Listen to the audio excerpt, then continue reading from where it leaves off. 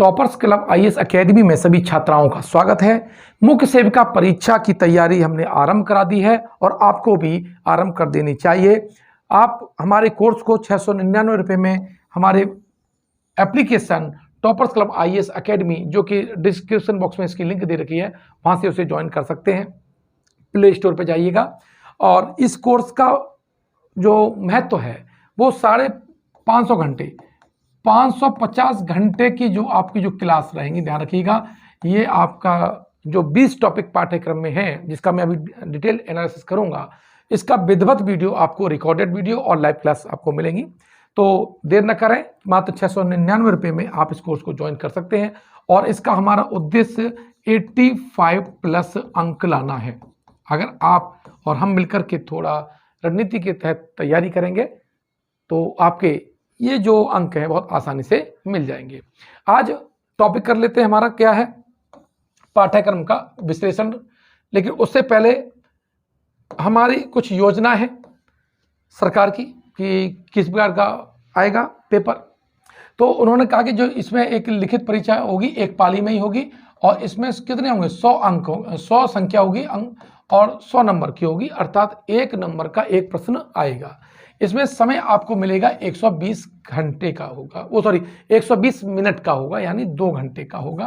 तो आपको समय तो पर्याप्त है, इतना आप समझिए, कोई तनाव नहीं रहना चाहिए। लेकिन कंसेप्ट आपके क्लियर होने चाहिए, आपके पास मटेरियल सफिशिएंट होना चाहिए और मानक मटेरियल होना चाहिए। आज मैं इस पर डिस्कस करूंगा कौन सी किताब आपको पढ़नी चाहिए, कहाँ से मैटर पढ़ना चाहिए। प्रश्न कैसे होंगे, बहुविकल्पी होंगे, वस्तुनिष्ठ होंगे और ऋणात्मक अंक भी होगा 1/4 अर्थात 25% का, जिसमें से अगर आप 4 क्वेश्चन गलत कर देते हैं तो एक जो प्रश्न होगा सही वाला, उसके अंक कट जाएंगे। तो आपको यहां थोड़ा ध्यान रखना है, तुक्का नहीं लगाने हैं। विषयगत ज्ञान है, 100 प्रश्नों की संख्या 100 है, निर्धारित का जो अंक है वो 100 है और जो समय है वो आपके 120 मिनट है। अब पाठ्यक्रम का हम विश्लेषण कर लेते हैं, साथ ही समझ लेते हैं कौन सी किताब आपको कहां कहां लगेगी। देखिए, पहला जो टॉपिक है पाठ्यक्रम का है मुख्य सेविका की भूमिका और जिम्मेदारियां। टोटल यहां पर जो टॉपिक दिए गए हैं वो 20 दिए गए हैं, ध्यान रखना। और 20 टॉपिक हैं, इसका मतलब है प्रति टॉपिक 5 क्वेश्चन पहुंचेगा तो ये संख्या आपकी 100 हो जाती है। तो आप ये नहीं कह सकते हैं कोई इंपॉर्टेंट टॉपिक ही पढ़ना है, सारे टॉपिक आपको पढ़ना है। लिखित परीक्षा है और दर में ये फाइनल परीक्षा है आपके लिए, तो कोई भी टॉपिक छोड़ के नहीं चलेंगे। अब देखिए, मुख्य सेविका, इसकी देखिए भूमिका क्या है। सरकार चाहती है, क्योंकि रूरल डेवलपमेंट है, तो किसी भी देश का जो विकास है वो उसके गांव से होता है। जो भारत तो ग्रामीण विकास वाला ही देश है, इसकी आधे से ज़्यादा जनसंख्या गांव में निवास करती है। तो वहाँ की जो महिलाएं हैं, जो बच्चे हैं, अगर उसके स्वास्थ्य पर ध्यान नहीं दिया जाएगा, उनके विकास पर ध्यान नहीं दिया जाएगा तो इस देश का भविष्य नहीं हो पाएगा। तो उसके लिए जो हेल्थ जो प्रोग्राम है, सरकार की जो योजनाएं हैं वो इंप्लीमेंट की जाती हैं, तो उनका जो दायित्व होता है, तो मुख्य सेविका की भूमिका पूछेगा और उसकी क्या क्या जिम्मेदारियां हैं। साथ ही दूसरा टॉपिक है विवाह। चूंकि मुख्य सेविका जहां कार्य करती है वो बहुआयामी वाला समाज होता है, संस्कृति अलग होती है, कहीं कहीं तो जो धर्म के जो कल्चर है वो अलग होता है। तो एक मुख्य सेविका को ये सारी जानकारी होनी चाहिए कि हिंदू धर्म में कैसे शादी होती है, महिलाओं जो मुस्लिम है उनकी संस्कृति क्या है, क्योंकि उनका समाज के सभी लगभग धर्म से पाला पड़ता है, गांव में सारे धर्म के लोग रहते हैं, तो इसलिए उसे ट्रेंड होना चाहिए। तो सरकार चाहती है, यानी आयोग चाहता है कि उसे जो एक मुख्य सेविका के पद पे जाने वाली है उसे इन्हें बेसिक जानकारी होनी चाहिए। जैसे विवाह, परिवार, कैसे परिवार है, एकल परिवार है, संयुक्त परिवार है, न्यूक्लियस परिवार है, फिर और भी उसका डिवीजन है। साथ ही जाति लिंग की असमानता समाज में है, उनसे भी उसको सामना करना पड़ेगा। तो कौन कौन सी जो असमानता है, इनइक्वलिटी है जो समाज में मौजूद हैं, तो इसकी जानकारी रहेगी तो उसे दूर करने का प्रयास किया जाएगा। और जो मुश्किलें आएंगी सामने, तो अगर पहले से तैयार हो गए तो आसानी से हल हो जाएगा। इसलिए जो आयोग की मंशा है कि ऐसे मुख्य सेविका हमारे सेलेक्ट होने चाहिए जिन्हें ये बेसिक चीज़ें जानकारी हो। अब इसके लिए कहाँ करें आप, ये इसकी तो सरकारी वेबसाइट है और इस पर विवाह, परिवार, जाति लिंग के हमने नोट्स बना के रख दिया है और जो हमारे एप्लीकेशन है उस पर इसकी जो PDF है डाउनलोड कर दी गई है, सारे की लगभग डाउनलोड कर दी गई है, वहाँ से आप परचेज कर सकते हैं, तो वो आप फ्री ऑफ कॉस्ट मिल जाएंगी। अब सामाजिक समस्याएं क्या है? सामाजिक समस्याएं देखो, जाति प्रथा सामाजिक समस्या है, सांप्रदायिकता है, दहेज प्रथा है, ठीक है, ऐसी स्त्री पुरुष में भेद करना, लैंगिक भेद है, ये क्या है? सामाजिक हमारी समस्याएं, मद्यपान, शराब, ये सारी समस्याएं, और इनका बच्चों और महिलाओं से संबंधित उन पर क्या प्रभाव पड़ता है, तो इसकी जानकारी होनी चाहिए। सोशल इश्यू है, तो ये इसमें सरकार के द्वारा आंकड़े जारी किए जाते हैं, सरकार के द्वारा योजनाएं जारी की जाती हैं, तो जो सरकारी वेबसाइट का जो मटेरियल है वो सबसे आपके लिए ऑथेंटिक होगा। जनसंख्या विस्फोट, जनसंख्या वृद्धि और नियंत्रण है, स्वाभाविक है, क्योंकि जो मुख्य सेविका का मुख्य जो कार्य है वो आपका जन्म बच्चे को लेकर के ज़्यादा है, महिलाओं को लेकर के ज़्यादा है, तो जनसंख्या के बहुत बड़े भाग पर उसका डायरेक्ट कनेक्टिविटी होती है।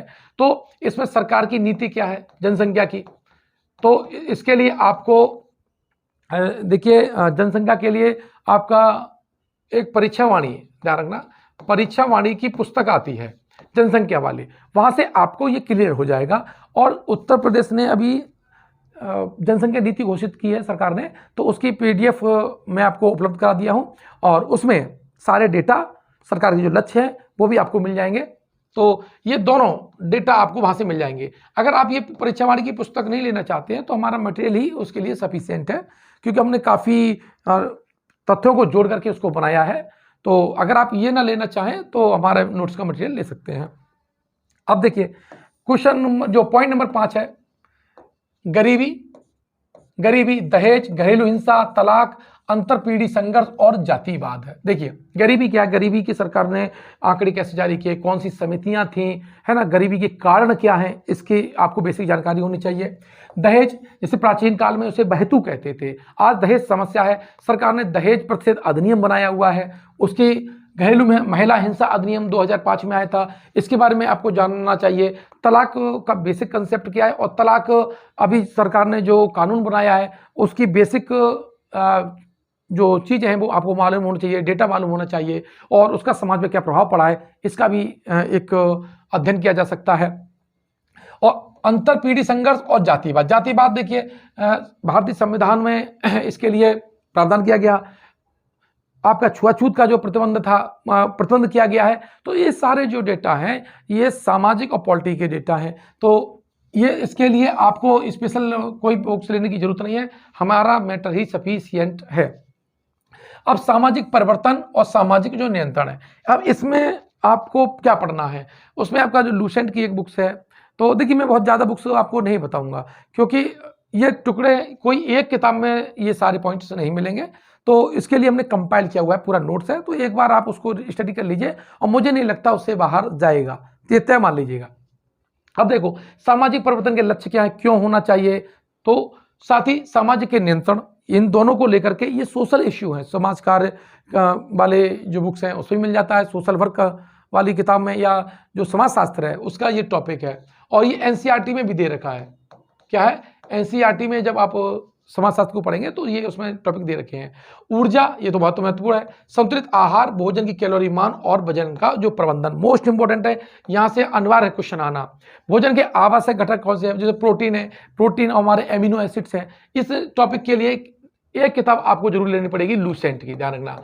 लूसेंट का जो विज्ञान वाला जो पोर्शन है, जीव विज्ञान वाला पोर्शन है, उसमें बहुत अच्छा डेटा दे रखा है, और ये आपके पास होने भी चाहिए। और अगर आप पूरी किताब ना लेना पाए तो इसका जो जीव विज्ञान वाला पोर्शन है उसकी फोटोकॉपी करा लीजिए, उसमें सफिशिएंट मिल जाएगा आपको।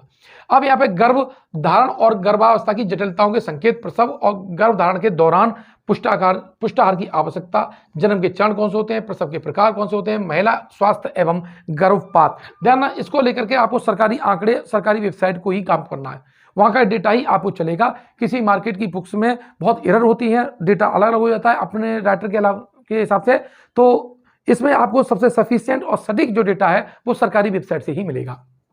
अब है वृद्धि एवं विकास। देखिए, जब बच्चा होता है, शुरुआत रहता है, तो उसका शारीरिक विकास होगा, मानसिक विकास होगा, संज्ञानात्मक विकास होगा, संवेगात्मक विकास होगा।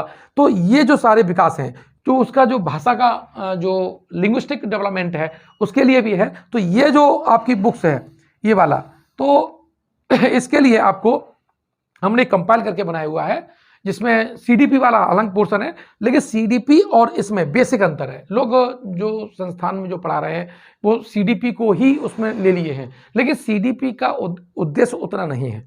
यानी जो सीटेट टेट को पढ़ाने वाले हैं और वो सोच रहे हैं कि बाल विकास में ये सब चीज़ दे रखा है वो यहाँ चल जाएगा, नहीं, यहाँ पर आपको बायोलॉजिकल डिमांड ज़्यादा रहेगी, बायोलॉजिकल कंसेप्ट ज़्यादा रहेंगे, ठीक है। तो ये बेसिक अंतर है। यहाँ पर बहुत से आपके जो फंडामेंटल जो पॉइंट्स हैं वो आपको मिलेंगे। तो केवल ये थ्योरी ही नहीं है, इसका डेटा भी बहुत महत्वपूर्ण है। तो केवल कोई कहता है कि अगर सीडीपी पढ़ाने वाला है और वो उसे पढ़ा देगा, ऐसा नहीं है। उसे बायोलॉजी का भी उतना ही ज्ञान होना चाहिए जितना अन्य सब्जेक्ट के लिए चाहिए होता है। अब ये पॉइंट नंबर 12, अब पॉइंट नंबर 12 में क्या है कि नवजात की देखभाल, स्तनपान के जो तरीके हैं, कुपोषण और पूरक पोषण, ध्यान रखिएगा। इसके लिए कुपोषण और पूरक पोषण के लिए केंद्र सरकार ने और राज्य सरकार ने अपनी बुकलेट जारी की हुई है। वो बुकलेट से ही मैंने अपना नोट्स को कंपाइल किया हुआ है और ये तय मानिए प्राइवेट में नहीं है, आपको है। कुपोषण और पूरक पोषण पे समय समय पर सरकार रिपोर्ट भी जारी करती है, संस्थान भी रिपोर्ट जारी करते हैं। तो आपको अलग किताब लेने की जरूरत नहीं है, केवल प्रैक्टिस सेट आप मार्केट में जब थोड़े समय के बाद हमारा भी आ जाएगा और किसी भी अच्छे संस्थान का आप ले सकते हैं। तो प्रैक्टिस के लिए आपको जरूरत पड़ेगी, बाकी तो हमारा इतना मैटर हम आपको देंगे ही देंगे। अब जैसे जीवन चक्र के दौरान पोषण क्या है, देखिए शैशव अवस्था है, उस वक्त पोषण की स्तर हमारा क्या होगा। बचपन यानी किशोरावस्था में शिशु की मृत्यु दर और मातृ मृत्यु दर, ये बहुत ऐसे चरण हैं, संवेदनशील चरण हैं और सरकार ज़्यादा गंभीर है, ध्यान रखिएगा। तो ये सारे जो डेटा मिलेंगे आपको हमारे नोट्स में मिल जाएंगे, लेकिन ये सीडीपी की थोड़ी पुस्तक में मिल सकता है। अब है खाना पकाने के दौरान पोषक तत्वों का संरक्षण है। जैसे आप जानते हैं कि विटामिन सी है जो गर्म करने पर नष्ट हो जाता है, ठीक है। तो भोजन को कैसे पकाएं ताकि उसके जो पोषक तत्व हैं वो हम तक मिलते रहें। तो पकाने के तरीके और अंकुरित जो ओट्स होते हैं वो खाएं, तो उसमें क्या क्या हमको मिलेंगे, उसका जो कंपोजिशन है, अंकुरण के क्या फायदे हैं, यहाँ से संबंधित प्रश्न आपको देखने को मिलते हैं। किडबन खाद्य तालमेल के पोषण मूल को बढ़ाने वाले पारंपरिक तरीके हैं, मसाले फराजाले ये सब हैं, उसके में आपको अध्ययन करना पड़ेगा। बाल विकास के चरण, ये इंपॉर्टेंट है। इसमें हम कह सकते हैं कि ये सीडीपी वाला सीधा पॉइंट है, ये दोनों सेम है। और बाल विकास को प्रभावित करने वाले कारक, प्रतिरक्षा, इम्यून सिस्टम, ध्यान रखना कोरोना के बाद में ये टॉपिक बहुत हाईलाइट हुआ और विभिन्न संस्थानों ने इस पर रिपोर्ट अपनी जारी की है, सरकार ने भी अपनी रिपोर्ट जारी की है और ये आए दिन चर्चा में रहा है। मुझे लगता है कि यहाँ से सबसे ज़्यादा 6 से लेकर के 8 प्रश्न यहाँ से पूछे जा सकते हैं इस टॉपिक से। साथ ही रोग का तो आपको पूरा, बच्चों के सारे रोग, संक्रामक असंक्रामक रोग हैं और असाध्य रोग हैं, इन सब और विशेषकर यौन जो रोग हैं उनसे कैसे बचाव किया जाए, पानी और गंदगी से, स्वास्थ्य से जो रोग उत्पन्न होते हैं इस पर विशेष फोकस रहेगा, क्योंकि ग्रामीण में क्या होता है कि संक्रामक रोग फैलने की ज़्यादा चांस रहते हैं। तो ये आपको पूरा का पूरा आपको केवल लूसेंट से ही मिल जाएगा, बहुत अच्छा इसमें दे रखा हुआ है। अब आए क्वेश्चन जो 8, परामर्श की जो आवश्यकता क्या है और उसके प्रभावी संचार, उसके कौशल क्या है। स्वास्थ्य एजेंसियां मोस्ट इंपोर्टेंट है, यहां से 8 से 10 क्वेश्चन आने की संभावना है। WHO क्या है, कौन सी रिपोर्ट जारी करता है, इसकी स्थापना कब हुई, इसने कब किस बीमारी के लिए आपातकाल घोषित किया है, ये तो बहुत इंपॉर्टेंट है, यहां से प्रश्न बनेगा। यूनिसेफ जो पैसा फंड करता है हमारे लिए, UNFPA, UNDPA, red cross society, जो इससे संबंधित आपके प्रश्न 100% पूछे जाएंगे। और सबसे ज्यादा कुपोषण, पोषक तत्व, माता के हेल्थ के बाद इस पूरे पाठ्यक्रम में अगर सबसे ज्यादा प्रश्न आने की संभावना है तो वो आपका ये एजेंसियों से ही है। अगला है 20 नंबर पे है आपका सार्वजनिक टीकाकरण कार्यक्रम है, और इसमें देखो सरकार ने बकायदा बुकलेट जारी की है, आपको कोई किताब उसके लिए जरूरत नहीं पड़ेगी, केवल मैं बुकलेट आपको सरकारी वाली का एनालिसिस कंपाइल जिस्ट दूंगा और उसे ही आपको पढ़ देना है। तो उसमें पूरा का डेटा शुरू से लेके एंड तक का जो डेटा उसमें दे रखा है, तो ये आपकी रणनीति होनी चाहिए। इसके लिए आपको जो सरकारी आंकड़े हैं उस पर ज्यादा डिपेंड रहना पड़ेगा, ध्यान रख लीजिएगा। ये सबसे ज्यादा आंकड़े सरकार के डेटा ही चल पाएगा, क्योंकि अगर किताब में थोड़ा भी गए अलग अलग किताबों में देखा हुआ है बहुत बहुत डिफरेंट है। कहीं प्रोटीन की मात्रा कुछ और दे रखी है, दूसरी किताब में कुछ और दे रखी है।